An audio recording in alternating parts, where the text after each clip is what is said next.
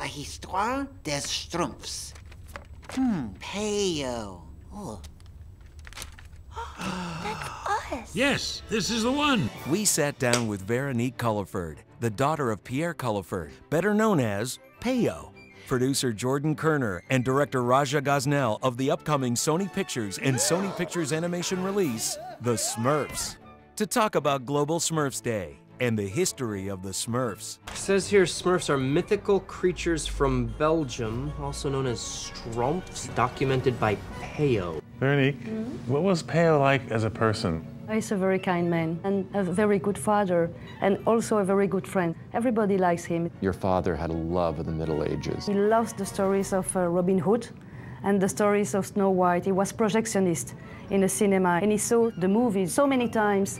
While busy working on his popular comic strip Johan and Pee-wee, Peo created the enchanted characters as part of a new storyline. But what to call them? And he said what name they can have. And then he remembered that he had a conversation with a friend during a lunch. He would like just to have the salt on the table. And I don't remember the name, the salt. He said, give me the Smurf, schtroumpf in French. Okay, to review. You guys come from a magic forest where you live in oversized mushrooms. Yes. You're being chased by an evil wizard, Yeah. and you like to use the extremely imprecise term Smurf for just about everything. Smurf, exactly. A lot of people ask me why are the Smurfs blue, and I'd say because they're Smurfs. But was there a reason behind the color? My father said they cannot be human, they cannot be green because they are not coming from Mars or another place. And he had a problem and asked my mother. And my mother chose the blue because we have to see them directly, and in the green of the forest and the brown of the forest, it's the best color. They became so popular, Peo decided they deserved their own comic to the delight of their fans. You're all named after your personalities? Do you get your names when you're born or after you've exhibited certain traits? Yeah. Yep. I remember hearing stories about how your father would find inspiration for some of the Smurf characters in the home, in the neighborhood, you know, like specifically Smurfette.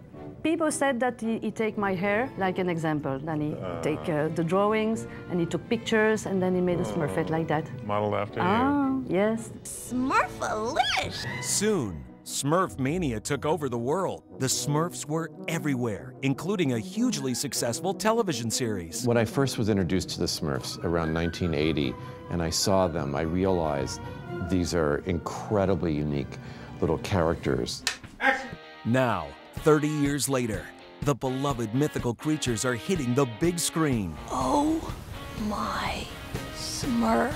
We wanted to make it very different than the cartoon. We wanted to put the Smurfs in a live-action world. We never think about the live action.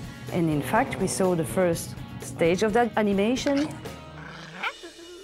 And I said, maybe it's not a bad idea. But bringing the Smurfs into the real world would take some special magic. We started with Peo's drawings. So we worked with different skin textures, peach fuzz hair on the top, all those little life cues. How could anybody think that? Whoops. You're just surprised. They are very different. They have so many humanity in them. I think the nuanced performances that they have, these little creatures that Peo created and then we've brought to life through current-day technologies, are one of our proudest achievements. I'm so proud of you, Clumsy. I think it's really important that film, which often confronts the audience, every once in a while gives a gift to the audience, but can also help them to look at the world in a different way, maybe a Smurfier way. Yes, absolutely. Bring it in, big fella. We wanted to honor your father and you and everyone who have kept the spirit going. But I'm sure the spirit of my father is in the movie. All the things that my father liked to see in his characters or in his stories, everything is there. And we are lucky. Fantastic. It's fantastic. There's no doubt these adorable, lovable, and Smurftacular little heroes are going big places. No Smurf left behind! And now you can be a part of Smurf history on Peo's birthday, June 25th. In 2009, 2,500 people dressed up as Smurfs set the world record. This time it's going to be all over the world. The last time was only one country, I believe, each time. So worldwide here. Everyone dressed like a Smurf? Yes, everybody has to have white pants, white shoes, white hat, and a blue T-shirt. Do you have to paint your face blue? Absolutely, in blue too. Okay. blend in. I think we're going to smash the record. You think so? So we're going for the smash. Yes.